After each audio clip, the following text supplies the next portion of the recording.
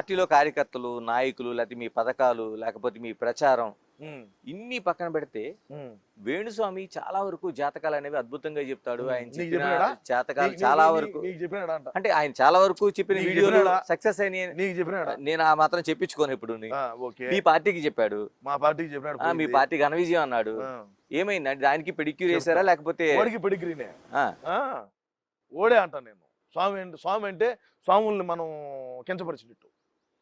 వేణు స్వామి అనేటువంటి డెకాయిట్ గాడిని స్వామి అని మనం అన్నామంటే స్వాముల్ని మనం అవమానించినట్టు. గురువుల్ని, అయ్యగారుల్ని, గురువుల్ని, అదేవిధంగా సిద్ధాంతుల్ని మనం వాళ్ళను ఇది చేసినట్టు. ఇట్లా డెకాయిట్ గాడే అనాల. మరి 2019లో 150 వస్తాయని చెప్పినప్పుడు మీరేమనలేదంట? ఎవరు? మేము అడిగినామా? మాకు అవసరమా? మాకు అవసరం లేదు. బీఆర్ఎస్ గెలుస్తుంది అన్నాడు, కంటికి కనపడకుండా పోయింది. అదేందో క్రికెట్ ఏదో మనకు తెలియదు, మనకి బ్యాట్ కూడా పట్టుకోలే ఈ రోజు. IPL. హైదరాబాద్ అది పోయింది. అన్న గెలుస్తాడనింది అన్నాడు, అది పోయింది. వేణుస్వామి అనేటువంటి వాడు బ్లాక్ మ్యాజిక్లు చేసుకొని బతికేటువంటి వ్యక్తి. కామాఖ్య అమ్మవారి దేవాలయానికి పోయి శుద్ర పూజలు చేస్తాడు. అస్సాంలో ఉంటుంది, మీకు తెలుసో తెలియదు. వాట్సాప్ స్టేటస్ కూడా పెట్టినాడు, ఈ మధ్య చూశాను నేను. ఆ స్టేటస్లో కామాఖ్య అమ్మవారికి పోతున్నాను, శత్రువు వినాశనార్థం, శత్రువుల బాధ ఎక్కువైపోయిందంట ఆయన. అదే నాదోడు నా కొడుకులు ఉంటాను అలా మాట్లాడే వల్ల శత్రువుల బాధ ఎక్కువైపోయింది, వీళ్ళను నేను ఒక రోజు ఇది చేసేదానికి పోతున్నాను అని చెప్పి అన్నాడు. కామాఖ్యమ్మ దేవాలయానికి పోయేటువంటి వాళ్ళు ఎట్టాటోళ్ళు అంటే భయంకరంగా బ్లాక్ మ్యాజిక్లు చేసేవాళ్ళు. వీళ్ళకు ఉండేటువంటి నెగిటివ్ని అంతా ఆడబెట్టి పాజిటివ్ మైండ్తో వచ్చి వీడికి వచ్చి నీకు ఎక్కిస్తారు.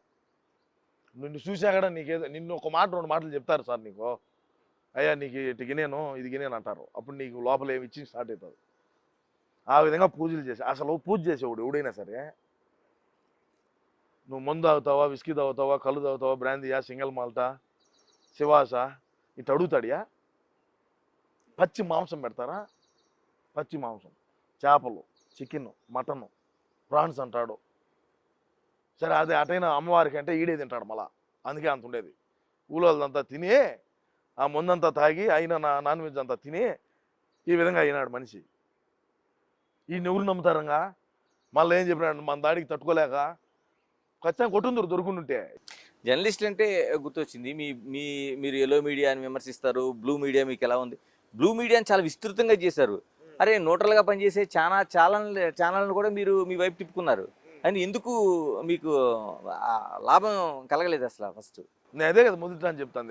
ముందంటే నమ్మినారు, ఇప్పుడు నమ్మే పరిస్థితుల్లో లేరు. మేము నమ్మేయాలనుకున్నా వాళ్ళు నమ్మేట్టుగా లేరు. ఎంత డబ్బుయా మీడియాకి వెళ్ళింది, ఏం రొంత, ఎన్ని ఛానళ్ళు, ఏంది? న్యూట్రల్గా ఉండేటి ఎన్ని మళ్ళీ మాకు తిప్పుకుంటామే. న్యూట్రల్గా ఉండే ఛానల్ను వన్ సైడ్గా మాకు చేసుకున్నాం కదా, అయినా ఉపయోగం లేకుండా పోయింది.